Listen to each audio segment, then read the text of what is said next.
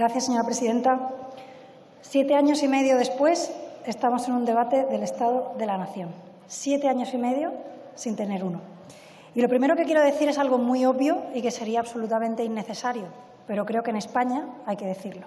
Estamos en el debate del Estado de la Nación, no en el debate del Estado de la Nación de naciones, no en el debate del Estado plurinacional, no en el debate de la suma de nacionalidades y regiones españolas. No, estamos en el debate de la nación. Y lo anómalo y preocupante es que esta obviedad no la tengan clara ni en los partidos que están en el Gobierno ni el principal partido de la oposición. Pero mire, llevamos 7 años y medio sin celebrar un debate del Estado de la Nación. Y eso, que es una anomalía democrática, nos da una oportunidad de poder hacer un balance de los 4 años que el señor Sánchez lleva en Moncloa. Mire, usted llegó hace 4 años a hombros de la cuadrilla del odio a España, liderada por un condenado por secuestro, el señor Otegi, y por un condenado por sedición y malversación, que es el señor Junqueras. Y hay que reconocer que el mayor impedimento que le puso a usted el Gobierno anterior para llegar a Moncloa fue un bolso ubicado en ese sillón de azul. Pero mire, sus precedentes antes de llegar a Moncloa y la manera en la que llegó, pues ya no eran muy buenos augurios de lo que iba a ser su presidencia, pero la verdad es que la realidad ha sido mucho peor de lo esperado. Y por eso usted se presenta aquí por primera vez, después de 4 años, con un balance pues absolutamente desastroso. Un balance desastroso en el ámbito económico y social de las familias, un balance desastroso en el ámbito institucional y un balance desastroso también en el ámbito de la igualdad y la libertad de todos los españoles. Y miren, por supuesto, vamos a empezar por lo más importante, que es lo que más quita el sueño a las familias españolas, y es la realidad económica y social de las familias. Ya se ha dicho aquí, pero es que hay que recordarlo, estamos sufriendo la mayor inflación de los últimos 37 años en España, que empezó mucho antes de la guerra de Putin. La guerra de Putin nos ha cogido peor preparados como país, con una peor gestión para afrontar los problemas que evidentemente está sufriendo todo el mundo. Y yo, sinceramente, señor Sánchez, cuando yo le escucho a usted intentar mostrar empatía con la situación de las familias, yo personalmente es que no me lo creo. Porque si fuera así, usted no podría sacar tanto pecho de las medidas que han sacado ustedes como Gobierno, porque realmente no están solventando para nada la situación de las familias. Mire, yo no sé cuánto hace que usted no hace la compra. No sé si con el carrito, por Internet. Yo le voy a hablar de la compra de mi casa. Yo soy madre de 2 hijos, una compra para 4 personas, y desde la pandemia me he acostumbrado a hacer la compra por Internet. Y esto me ha permitido coger la misma compra, los mismos productos, exactamente los mismos, hace 13 meses y antes de ayer. Pues bien, una compra normal, que hace 13 meses nos podía costar a una familia con 2 hijos 126 euros, hoy cuesta 149. La misma compra. Eso es solo la cesta de la compra. Súmele, por ejemplo, un amigo me comentaba que el campamento en el que deja a los niños en julio, porque está trabajando, los dos miembros de la pareja, le ha subido a la semana 20 euros. 20 euros a la semana por el campamento de un niño. No creo que haga falta hablar de cuánto ha subido la gasolina, el alquiler. Yo sé lo que es pagar alquiler en Barcelona y en Madrid. Y estamos hablando de una situación absolutamente dramática. Por eso, sinceramente, no me creo que usted sea capaz de empatizar con la situación de las familias. Y, sobre todo, escuchándole ayer, que sacó una gráfica de que en España estamos súper bien en el precio mayorista de la luz. ¿Usted se cree que la propaganda que le puede llegar del Gobierno por la tele a las familias anula el sablazo que les entra a las familias por la cuenta corriente, señor Sánchez? La gente sabe perfectamente lo que está pagando y sabe perfectamente lo que está haciendo el Gobierno. Y no ha llegado todavía la explosión que puede llegar con el aumento de los créditos y de las hipotecas. Hoy mismo una trabajadora de nuestro grupo nos decía que ya le han subido recientemente 151 euros al mes de la hipoteca. Eso va a llegar. Eso va a llegar. ¿Que ustedes han tomado medidas durante esta crisis que compartimos? Hombre, claro, solo faltaría. De hecho, las mejores que han tomado son las impulsadas y las financiadas por Europa. Por ejemplo, la financiación del Banco Central Europeo, los ERTE financiados por programas europeos o el plan de recuperación financiado a través del Next Generation. Pero es que otras medidas que ustedes han tomado lo que están haciendo es empeorar la inflación, señor Sánchez. Son medidas cortoplacistas, son medidas que ustedes sacan porque necesitan un titular y al final se demuestra que esto lo que hace es ser contraproducentes con el objetivo principal que ustedes deberían tener, que es contener la inflación, que es el peor impuesto que pueden sufrir las familias españolas. Y miren, yo no me alegro de esta situación. ¿Y sabe por qué se lo digo? Porque muchos españoles quizás tienen la sensación de que algunos partidos de la oposición pueden llegar a celebrar los datos malos económicos de España, porque, total, esa es la puerta que tienen para llegar a Moncloa, que ustedes vuelvan a arruinar España y les vuelvan a votar a ellos. Pero yo les digo muy sinceramente que nosotros no nos alegramos. Lo que sí sabemos es que si ustedes estuvieran en la oposición, los señores de Podemos y del Partido Socialista estarían quemando las calles cada día y cada noche sin ceder ni un mínimo de crédito al Gobierno. Pero usted ayer tenía una oportunidad, señor Sánchez, una oportunidad de hacer un discurso sincero, de reconocer errores, de reconocer que esta situación pues, es muy difícil de gestionar, pero en vez de eso nos vino a contar un cuento. Un cuento o una pesadilla que usted sufre donde le persiguen hombres fumando puros, una suerte de conspiración, un cuento. Un cuento. ¿Y qué cogió? Usted, yo no me he leído su libro del manual de la resistencia, pero yo creo que ahí tiene que haber un capítulo que es el manual del buen populista, que es el que usted sacó ayer. Porque lo que usted hizo ayer aquí no es presentar medidas que necesitan los españoles. Las medidas que usted anunció ayer son las medidas que usted necesitaba para pasar por este trámite del debate del Estado de la Nación sin morir políticamente. Eso es lo que necesitaba usted. Y eso seguro que lo tiene bien escrito en el manual del buen populista. Una campaña electoral, la campaña electoral más cara de la historia. ¿Qué son? Pues más impuestos, que al final acabarán pagando los consumidores, que son más gastos, sin reformas, que acabaremos pagando todos los españoles y sobre todo las próximas generaciones, y por supuesto, eso sí, ni un ápice de reducción del gasto del Gobierno más caro de la historia. ¿No le da vergüenza, señor Sánchez, en el mismo día pedir a los españoles que bajen la calefacción con el calor que está haciendo en toda España? Pero usted no ha tocado ni a uno del séquito de asesores, ni a uno de los ministros que tiene el Gobierno más caro de la historia. ¿No le da vergüenza, señor Sánchez, de verdad? Pedir que la gente que tenga niños, que tenga gente mayor, pues que haga un esfuerzo. Pero usted personalmente, ¿qué esfuerzo hace? Porque las medidas que usted viene aquí a vender, a explicar, usted la paga con pólvora del rey. Usted pide esfuerzos a las familias, a las pymes y a los autónomos. ¿Y usted personalmente qué esfuerzo está haciendo? ¿Qué asesor se ha quitado? ¿Qué ministro ha dejado de tener? ¿A qué amigo suyo ha dejado de tener enchufado? O sea, ¿usted personalmente qué esfuerzo está haciendo, señor Sánchez? Mire, la crítica fundamental de muchas de las medidas que usted dijo ayer, no hace falta que se las diga yo, porque usted ha sido crítico con esas medidas. ¿Sabe qué pasa, señor Sánchez? Que esto podría ser un diálogo muy interesante y muy productivo entre la visión liberal de enfocar una crisis, la visión liberal de la economía y la visión de un socialdemócrata. Pero si es que usted no se cree ninguna de las medidas que presenta aquí, como no se creyó que había que indultar a los políticos golpistas porque eso iba a desinflamar, lo hace por necesidad.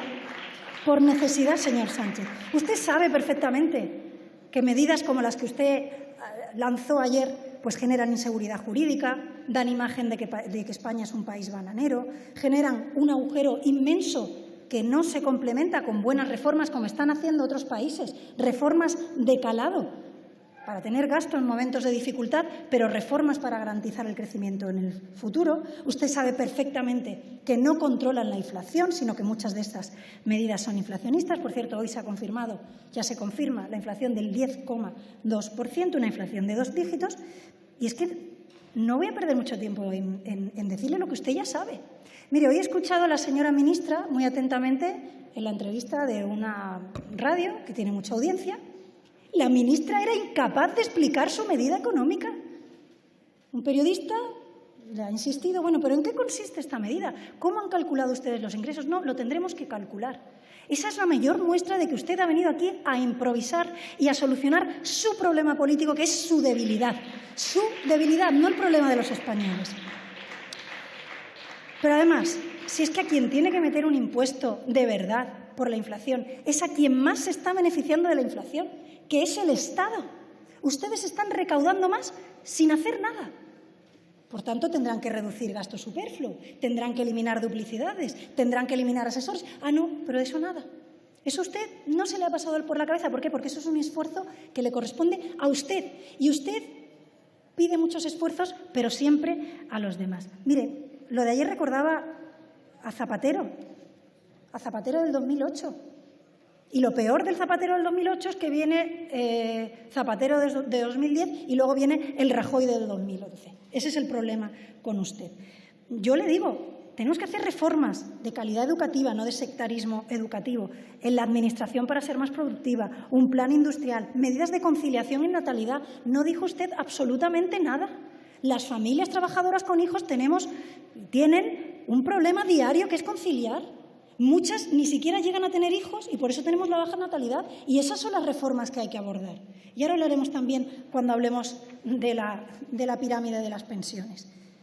El sistema energético. Es verdad una cosa, no es usted el único culpable de que España no haya tenido una política inteligente energética en este país. Es verdad, pero su política lo que ha hecho es agravar la situación. Miren, ustedes están cerrando los ojos a la realidad y pretender que esta transición ecológica que tiene que hacer todo el mundo, incluido España, de bajada de la emisión de CO2, para mientras tanto tener una energía competitiva, pensar que eso se puede hacer sin contar con la nuclear, no es solo sectario, es que es vivir en otro mundo.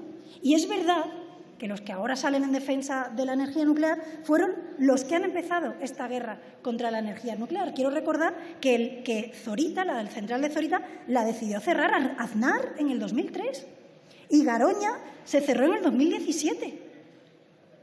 Europa está financiando la energía nuclear porque es la energía de transición más barata, la que no emite CO2 y que nos debe permitir a la vez impulsar las energías renovables, en las que estoy de acuerdo con usted que España no solo puede, sino debe ser una potencia mundial. Pero para el colmo ya del despropósito es que una cosa buena que teníamos energética en España, que es no depender del gas ruso, como si le pasa a otras potencias europeas, ustedes han hecho tal desastre que al final han empezado a comprar más gas ruso.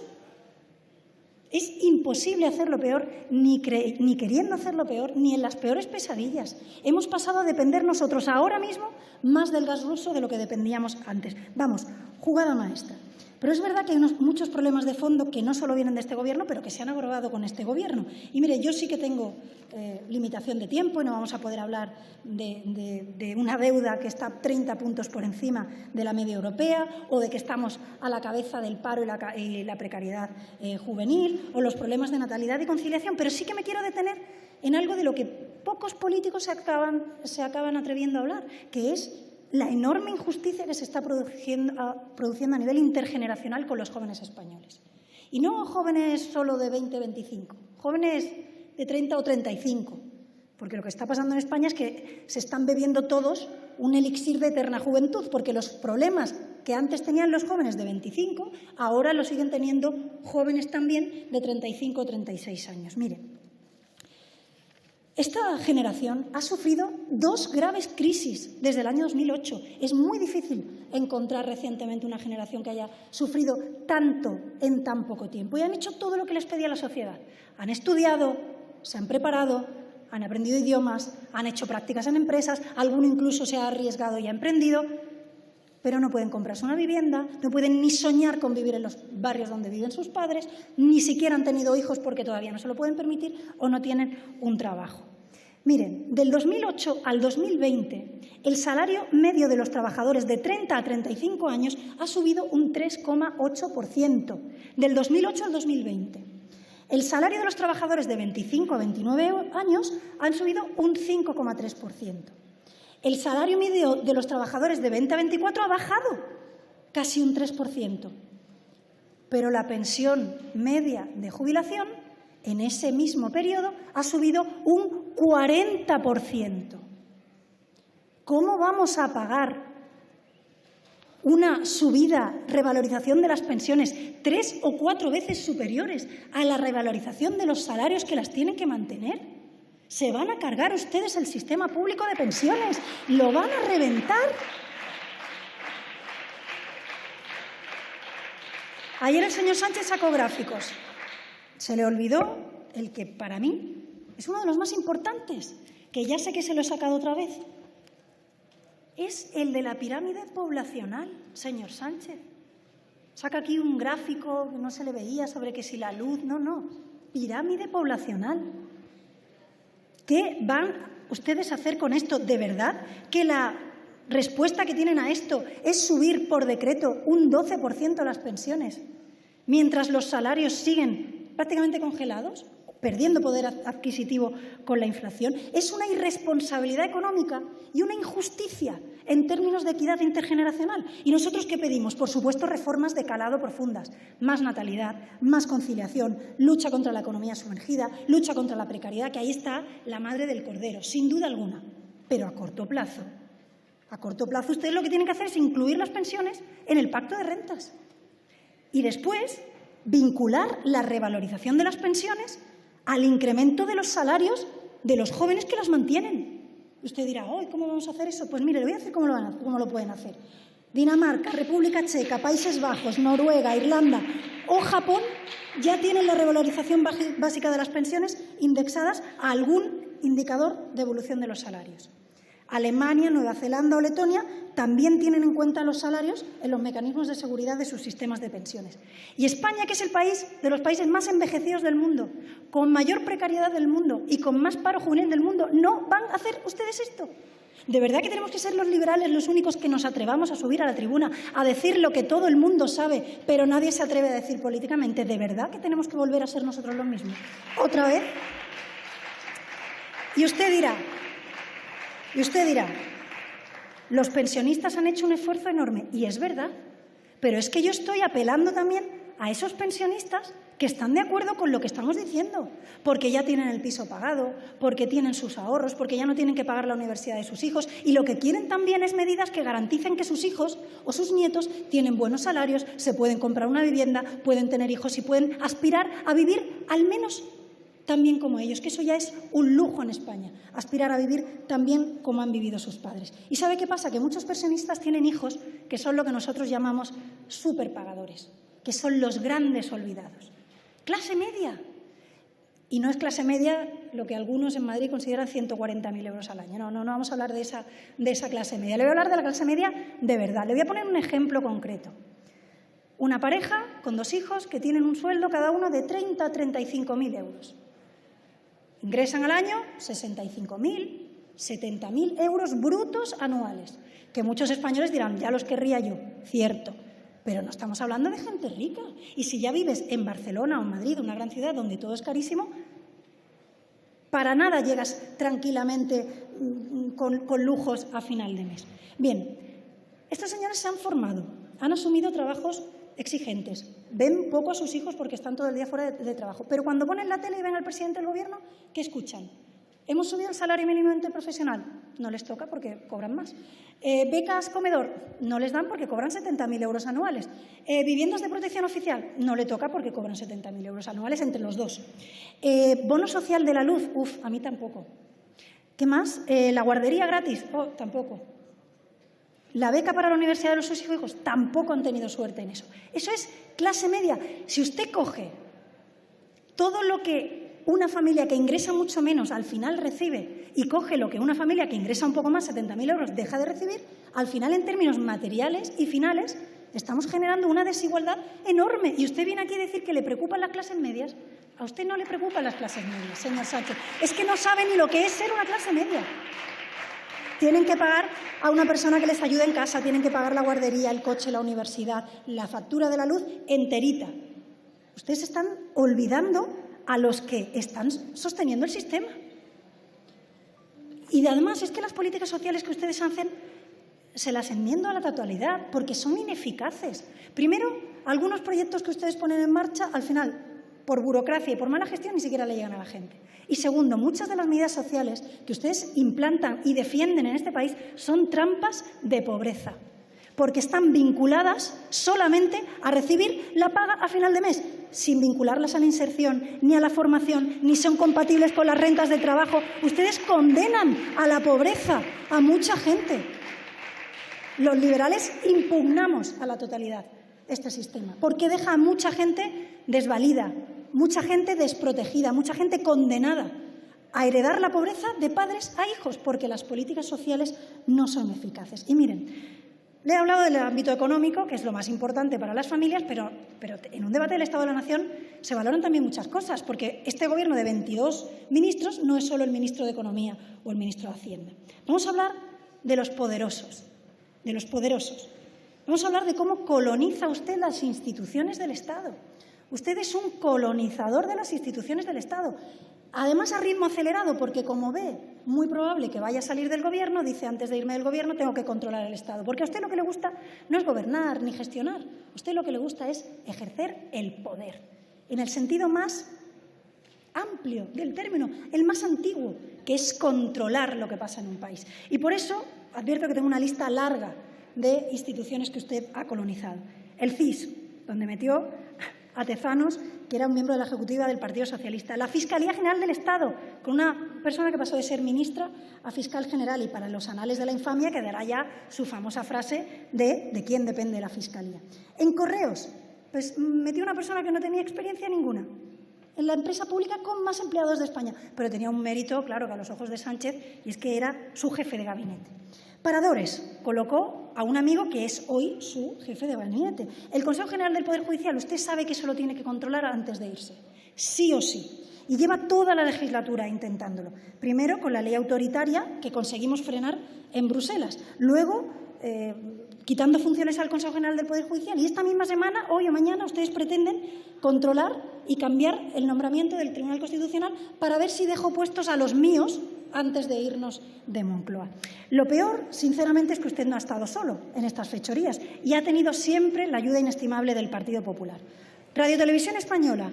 Se cargaron el concurso para que al final se lo acabaran repartiendo PNV, Podemos, PP y Partido Socialista. Tribunal Constitucional. Se lo repartieron. En pandemia no se pusieron de acuerdo en nada económico y social, ¿eh? Ahora, para renovar el Tribunal Constitucional, hombre, por favor, que las buenas costumbres no hay que perderlas entre el Partido Popular y el Partido Socialista. Tribunal de Cuentas. Le han dejado un Tribunal de Cuentas fetén a los intereses de los golpistas. Han quitado a Margarita Mariscal de Gante, pero mantuvieron casualmente a la persona que no veía malversación en el Prusés. La Agencia Española de Protección de Datos. Bueno, es que ha tenido usted, la verdad es que cómplices con el Partido Popular, pero es que usted es incansable y va por más. El INE fuerza la dimisión del director porque no manipula los datos económicos a su antojo. En Indra, una empresa cotizada, privada, usted ha fulminado a los consejeros independientes sin importarles, sin cumplir normativa europea ni nada. Comisión Nacional del Mercado de Valores. Como les amonestó por su injerencia en Indra, ¿qué hacen ustedes? Pues cambiar la ley e intentar acortar el mandato del presidente.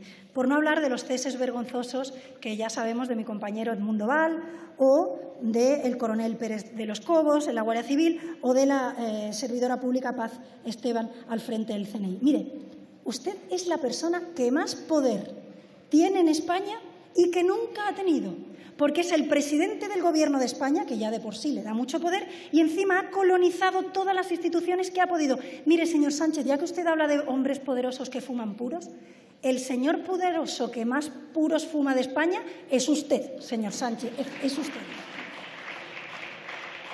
Necesitamos una administración más libre, que no esté controlada por los políticos, donde los jueces elijan a los jueces, donde los organismos estén liderados por gente profesional, blindar la Fiscalía General del Estado, eliminar duplicidades en la Administración, una ley antidedazos. No sé si llamarle antidedazos o anti-Sánchez, pero es verdad que no solo los dedazos son de Sánchez. Una ley antifloreros, para que no pase lo del vicepresidente de Castilla y León, que yo creo que lo que le pasa al vicepresidente de Castilla y León para decir esas cosas que dice son dos cuestiones. Uno, el sectarismo, y otro, que está muy aburrido porque no trabaja. Entonces se pone a pensar cuánta gente en Soria practica sexo sin fines reproductivos. Es que ese hombre está muy aburrido cobrando un sueldo entero. Eso hay que darle trabajo a ese señor urgentemente. Mire, estas reformas solo las vamos a hacer los liberales, ni las van a hacer el Partido Popular, el Partido Socialista, ni mucho menos los que a la mínima han demostrado cómo gobiernan. Pero es que el tercer ámbito de los que me gustaría hablarles, después del económico, del institucional, es el disolvente que ustedes aplican cada día a la igualdad y a la libertad de todos los españoles. Y es verdad que esto tampoco es nuevo, porque el hecho de que Extremadura no tenga AVE, el hecho de que haya muchas zonas de España sin infraestructuras básicas, es la consecuencia de décadas de cesiones al separatismo, de décadas de violación del principio de igualdad. Pero es que con usted se han pasado ya todas las líneas. Mire, silencio, por favor. Yo le he dicho que llegó usted a Moncloa a hombros de la cuadrilla del odio a España, pero es que se ha mantenido con infamia tras infamia, no ha tenido límite, no ha tenido escrúpulo ninguno. Indultos, acercamiento de etarras como nunca se habían hecho. Pasado mañana, se reúne el señor Sánchez con Aragonés en Barcelona. ¿Se reúne con las familias que están luchando por defender sus derechos y que han ganado los tribunales? No, se va a reunir con los que les humillan, les señalan y les pisotean. La ley del 25%, ¿va a ir Sánchez a ver allí como presidente del Gobierno si se aplica la sentencia? No. Va a ir a decirle a ella que muy bien, por haber pactado una ley con los golpistas, que lo que hace es proteger a los que incumplen. Porque ustedes, en vez de proteger a los jueces, a las familias, a los que cumplen, ustedes protegen a los delincuentes, a los condenados, a los insumisos. Y eso lo hace sin escrúpulo ninguno, que es lo que a mí de verdad más me asombra. No es solo lo que hace, que ya es gravísimo, sino que no se le mueve una ceja. Es que no le importa, es que no supone ningún reparo moral para hacerlo. Y mire, todo esto que ha hecho en la legislatura esta que vamos a interpretar de 4 años, lo ha hecho además, sin duda alguna, imponiendo leyes sectarias ideológicas. Y le voy a decir una cosa muy seria, señor Sánchez. ¿Cuánta prisa se dan ustedes para leyes sectarias ideológicas y cómo meten en un cajón la ley de la ELA, que están pendientes miles de familias en España y que lo único que necesitan es un poquito de voluntad política? Un poquito. Así que le pido, por favor, que saque del cajón la ley de la ELA, que se lo merecen las familias españolas. Yo le puedo decir que en esta deriva de imposición ideológica lo que hay es un liberticidio claro. Un liberticidio claro que además encuentra apoyos parlamentarios de lo más diverso. Miren, en vez de regular la prostitución y dejar de mirar a otro lado, en vez de hacer lo que hay que hacer, que es también escuchar también a las personas que lo ejercen libremente, ustedes lo que hacen es intentar prohibir. Y para eso tienen apoyos, porque para eso se ponen de acuerdo ustedes y ustedes. Por ejemplo, la gestación subrogada. Para insultar y llamar mercancías a los hijos de las familias que han optado por la gestación subrogada, ustedes se ponen de acuerdo, ustedes y ustedes. La pornografía, el relato moral. Ustedes encuentran a socios también de lo más curiosos. O, por ejemplo, cuando hablamos de libertades, ustedes, una parte del hemiciclo, se encarga de llevar al Constitucional la eutanasia y la otra parte del hemiciclo se encarga de defender la cultura de la cancelación. Miren, ¿sabe por qué los liberales somos liberales y amamos la libertad? Porque defendemos la libertad no para que los demás hagan lo que a nosotros nos parece bien o lo que nosotros queremos hacer, no, sino para que puedan hacer lo que consideren que ellos, según su moral, está bien, obviamente con límites que son los derechos de los demás. Por eso somos liberales y ustedes son conservadores, porque son dogmáticos y quieren imponer su moral, sus ideas, sus creencias al resto de la población. Y además también le digo una cosa, ustedes muy coherentes no son. Son ciertamente hipócritas en muchos sentidos. Por tanto, esa vieja del visillo, teniendo en cuenta que ustedes dicen que no hay que comer carne, pero se comen los chuletones A3, que no hay que coger el coche, pero se van en Falcon a un concierto, que hay que vivir en barrios obreros, pero luego se compran el chalet más grande, esas viejas del visillo no me quiero yo imaginar lo que pasa de visillo para adentro en sus casos. Pero miren, esto no puede caer en una visión apocalíptica. Yo entiendo que ante la visión de Sánchez haya muchos españoles, y de verdad que lo entiendo, que digan, ante Sánchez cualquier cosa, que vuelva Rajoy, por favor. Lo puedo llegar a comprender, pero mi reflexión para España es, ¿de verdad que nos tenemos que conformar con bajar el nivel de exigencia de España por las infamias que ha hecho Sánchez? ¿De verdad que nos tiene que parecer bien el pasteleo con el PNV porque es menos infame que los pasteleos de Sánchez con Bildu? ¿De verdad que nos tenemos que tragar y asumir el cuponazo vasco porque eso siempre va a ser menos malo que indultar golpistas? ¿De verdad que tenemos que aceptar las componendas con el nacionalismo de la burguesía catalana porque, claro, eso no sería tan malo como volver a entregarse a Rufián. ¿De verdad que tenemos que renunciar a medidas de regeneración simplemente porque hay que sacar a Sánchez? Nosotros, sin duda alguna, no nos vamos a conformar. Nosotros vamos a seguir luchando por la España, no un gobierno un poco mejor que el de Sánchez, no que a la versión empeorada de ZP le vuelva a venir un Rajoy y volver al pasado. No, no, para luchar, para mirar al futuro y tener una España ambiciosa, reformada, moderna y libre. Y para eso, evidentemente, somos imprescindibles los liberales. ¿Y sabe a lo que aspiramos?